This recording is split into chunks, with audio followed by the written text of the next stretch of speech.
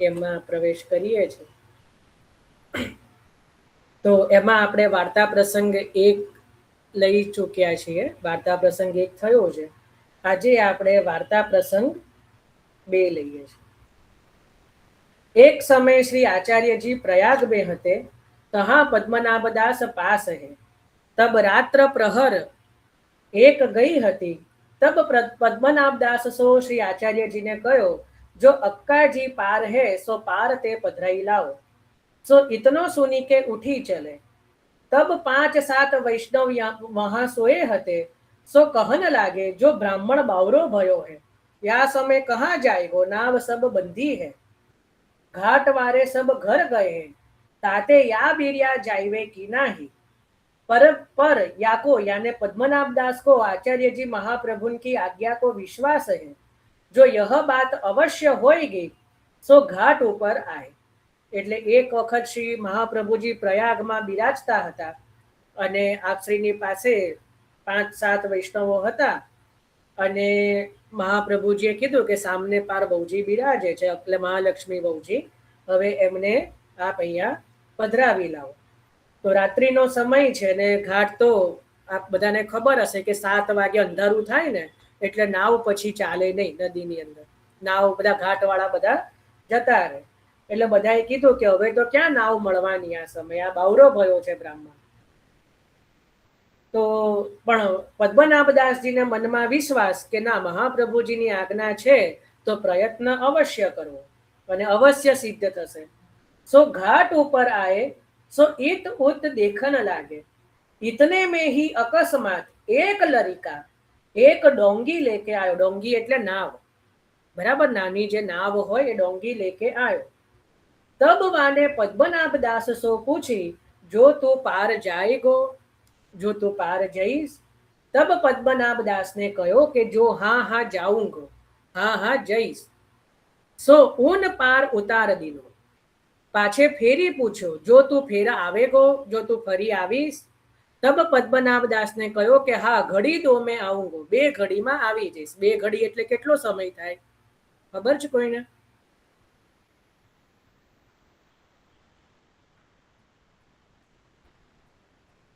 હેમ, ઓહો, હેમને ખબર છે. હેમ અવાજ ના આવ્યો. 24 મિનિટ. કૃષ્ણાબેન તમને પૂછ્યું છે? 1 મિનિટ. કૃષ્ણાબેન તમને પૂછ્યું છે આપ ક્યારથી જોડાવો છો આપ સત્સંગમાં? ચલો નીકળી જાઓ, બહાર પધારી જાઓ હવે, નહીતર હું નીકાળી દઈશ. નીકળી જાઓ, સત્સંગમાંથી નીકળો. હવે આ જે છે ને નહીં ચલાવી લેવામાં આવે, હું રિમૂવ કરું છું.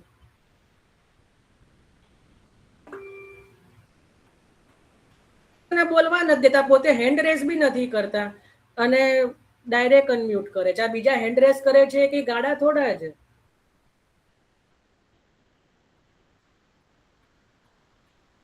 સો ક્યાં ગયો હેમ, ક્યાં છે?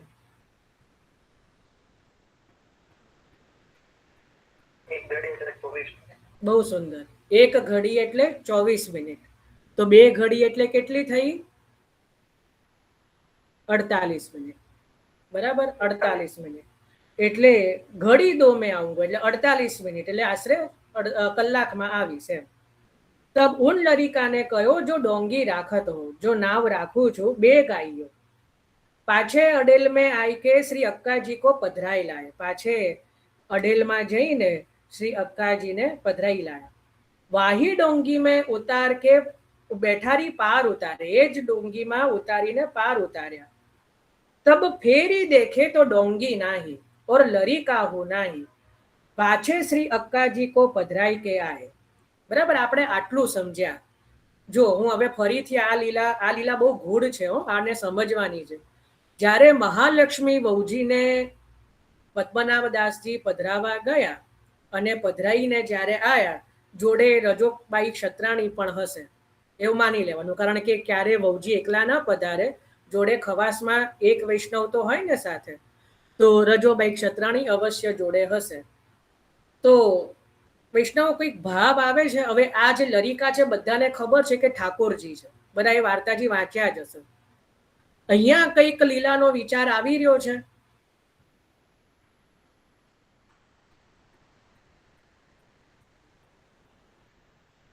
કહી દઉં છું. જો શ્રી ઠાકોરજી તો લરિકા રૂપે છે જ. બોલો વિનોદભાઈ. હવે આપનું માઇક મ્યુટ છે. આ ઉત્સવ ગુપ્ત ઉત્સવ, આ દિવસ ગુપ્ત ઉત્સવ તરીકે, હા એ તો અલગ વસ્તુ છે. આ લીલા કઈ થઈ રહી છે? અને ગુસાઈજીનું પ્રાગટ્ય ડોલીબેન.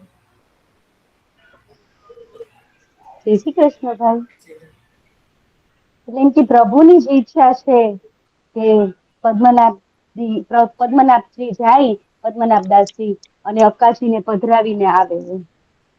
પ્રભુની લીલા ઈ જ છે કે જે આગળનું પ્રાગટ્ય થવાનું છે એના માટે જ પધરાવા ગયા હતા ને. રીમાબેન.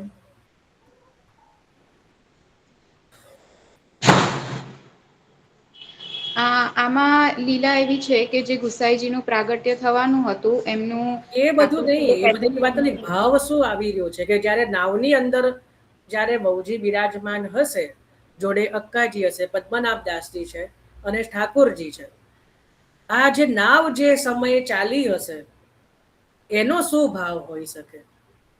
નહીં કોઈને સમજ આવે, હું જવાબ આપું છું. જો શ્રી ઠાકોરજી અને 4 યુથ, જો બહુજી સાક્ષાત શ્રી સ્વામિનીજી સ્વરૂપ, ત્યાં જોડે શ્રી ચંપકલતાજી સ્વરૂપ, પદ્મનાભદાસજી, રજોબાઈ ક્ષત્રાણી, લલિતાજી રૂપ, અને નાવ શેમાં ચાલી રહી છે? યમુનાજીમાં. નાવ શેમાં ચાલી રહી છે? શ્રી યમુનાજીમાં. અને ઠાકોરજી તો છે જ. નાવ શું છે? ભક્તનું હૃદય. નાવ શું છે? ભક્તનું હૃદય. યમુનાજી શું છે? ભક્તિ. યમુનાજી જે છે એ શું છે? ભક્તિ. ભક્તિની અંદર, ભક્તના હૃદયમાં ભક્તિનો પ્રવાહ જ્યારે વહે છે ત્યારે શ્રી ઠાકોરજી, શ્રી સ્વામિનીજી, શ્રી લલિતાજી, શ્રી એટલે પોતાની સખીજનો સાથે પ્રભુ ત્યાં લીલા કરે છે. આ પહેલી લીલા. બીજી લીલા આ વિઠ્ઠલ સ્વરૂપની લીલા છે. આપણે ત્યાં દ્વિતીય ગૃહનિધિ છે ને શ્રી વિઠ્ઠલનાથજી, દ્વિતીય ગૃહનિધિ. દરેક સ્વરૂપોની ભાવ ભાવના હોય, દરેક સ્વરૂપોની ભાવ ભાવના હોય. હવે તમને જો એક મજાની વાત કહું. વિઠ્ઠલનાથજીના હસ્ત કેવા છે? કેડ ઉપર આમ છે. હું અત્યારે તો નહીં બતાવી શકું. આમ જે છે કેડ ઉપર છે, બરાબર. આના બહુ બધા ભાવો છે. એનો એક ભાવ એવો છે કે પ્રભુ જ્યારે નૌકા વિહાર કરે ત્યારે 2 હાથે હલેસા ના મારવા પડે. 2 હાથે હલેસા કરવા પડે. તો પ્રભુ નાવમાં બિરાજ્યા છે અને પ્રભુ 2 હાથે જે હલેસા મારે તો આગળ પ્રાગટ્ય કોનું થવાનું છે? શ્રી વિઠ્ઠલ. આ લીલા કોની છે? શ્રી વિઠ્ઠલનાથજીની છે કે નહીં? ગુસાઈજીનું. ગુસાઈજી કોણ? તો શ્રી વિઠ્ઠલનાથજી. આ શ્રી વિઠ્ઠલ લીલા છે. સમજમાં આવ્યું? કારણ કે અહીંયા લરિકા એટલે ઠાકોરજી, પણ કયું સ્વરૂપ? તો શ્રી વિઠ્ઠલનાથજી સ્વરૂપ. હવે આ જેને સમજમાં આવે એને આવે, બધાને ના આવે. આ દ્વિતીય ગૃહનિધિ શ્રી વિઠ્ઠલનાથજીના લીલા અંતર્ગત. 4 જ લીલા છે એવું નથી કહી રહ્યો. બહુ બધા ભાવો છે. નિધિ સ્વરૂપોના કોઈ એક ભાવ ન હોય, બહુ બધી લીલાઓ હોય. એમાં એક ભાવ જે છે આ છે કે જ્યારે પ્રભુ નૌકા વિહાર કરે ત્યારે જ્યારે 2 હસ્તથી હલેસા મારે તો એ 2 હસ્ત પણ કટી પાસે જ આવે ને. કટી પાસે તો હલેસા મારવાના હોય આ રીતે આમ, બરાબર. કે આમ થોડા મારે, હવામાં થોડા આમ આમ કરે, તો કામ નીચે જ હોય ને. તો એટલા માટે જે છે એ અહીંયા શ્રી વિઠ્ઠલ સ્વરૂપની લીલા છે. કારણ કે આગળ પ્રાગટ્ય શ્રી ગોસાઈજી એટલે શ્રી વિઠ્ઠલનાથજીનું થવાનું છે. આ એટલા માટે વિઠ્ઠલ સ્વરૂપની લીલા છે. અને એ સમય, કારણ કે આ ગુપ્ત વધાઈ છે, આ ગુપ્ત વધાઈ છે ને, તો 4 યુથો સાથે છે. એટલે શ્રી મહાલક્ષ્મી વહુજી, રજોબાઈ ક્ષત્રાણી, અહીંયા પદ્મનાભદાસજી ને યમુનાજી તો બિરાજે જ છે. એટલે 4 યુથોને સંગમાં વધાઈ આપવા માટે કે પ્રભુ આપકો પ્રાગટ્ય જે આગળ વધાઈ આપવા માટે બધા જ સ્વરૂપો જે છે એ પધાર્યા છે. હવે આનાથી વધારે મને હું નહીં પૂછતા, હું ખુલાસો નહીં કરું, બરાબર. એટલે આ સ્વરૂપ, આ સ્વરૂપ પેલું, એના ખુલાસા હું નહીં કરું. આ મેં કેવલ સંક્ષિપ્તમાં જે કહેવાય કે ઈશારો કાફી, સમજદારને ઈશારો કાફી, એ મેં ઈશારો કર્યો. આનાથી વધારે ખુલાસો હું નહીં કરું. તો આ રીતે જે છે શ્રી વિઠ્ઠલ, જો શ્રી વિઠ્ઠલ 4 અક્ષરનું નામ છે, બરાબર. આ પણ એક સંકેત. શ્રી વલ્લભ એ પણ 4 અક્ષરનું નામ છે, બરાબર. અને શ્રી કૃષ્ણ એ 3 અક્ષરમાં આવે. કૃષ્ણ, શ્રી કૃષ્ણ એમાં 4 અક્ષર, કારણ કે પ્રભુનું નામ તો 2 અક્ષરનું છે. આગળ શ્રી સ્વામિનીજીને જોડો એટલે શ્રી થાય. તો પ્રભુ કરતા હંમેશા જે સ્વામિનીજીની અંદર એ 4 અક્ષર છે, શ્રી વિઠ્ઠલ, શ્રી વલ્લભ અને પ્રભુ જે છે એ કૃષ્ણ સ્વરૂપે છે. તો અહીંયા 4 યુથોને સંગમાં રાખીને જે પ્રભુ વિહાર કરે છે, નૌકા વિહાર અહીંયા કરી રહ્યા છે. બરાબર. તો અહીંયા જે શું કીધું કે અક્કાજી કો પધરાઈ લાય, બહુજીને પધરાવી લાયા. વાહી ડોંગી મેં બેઠારી પાર ઉતરે और पाछी फेरी देखे तो डोंगी हूँ नाही, लरिका हूँ नाही. पाछे अक्का जी को पधराई के आए, तब आचार्य जी पद्मनाभ दास को आज्ञा दीनी, जो जाओ सोई रहो. तब पद्मनाभ दास जहाँ वैष्णव सब जाय के सोए हते तहाँ आए. तब वैष्णव पूछने लागे, जो तुम कहाँ करी आए? तब पद्मनाभ दास ने कहो कि अक्का जी को पधराई लायो हूँ.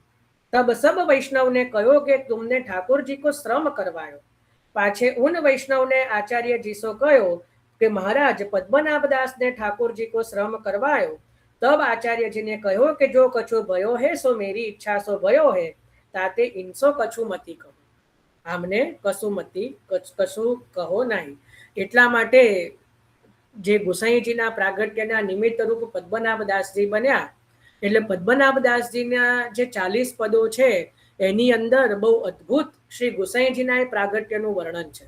હેલી રસમય શ્રી વલ્લભ સુત પ્રગટ ભયે હે આજ, ગુસાઈજીની વધાઈમાં. બરાબર. આવા જ ઘણા બધા પદો શ્રી ગુસાઈજીના પદ્મનાભ દાસજીએ લખ્યા છે, કારણ કે પોતે એ લીલાને સાક્ષાત જોઈ છે. બરાબર. એ લીલાને પોતે સાક્ષાત એના નિમિત્ત બન્યા છે. એની અંદર એ લીલાના આપણે જુઓ, ઠાકોરજી ક્યાંક પધારવાના હોય કોઈક મનોરથમાં, તો આપણે સજાવટ કરીએ તો આપણને કેવો આનંદ આવે કે જોયું આજે આ સજાવટ જે છે એના આપણે પણ એક ભાગ બન્યા અને પછી એમાં શ્રી ઠાકોરજી પધાર્યા.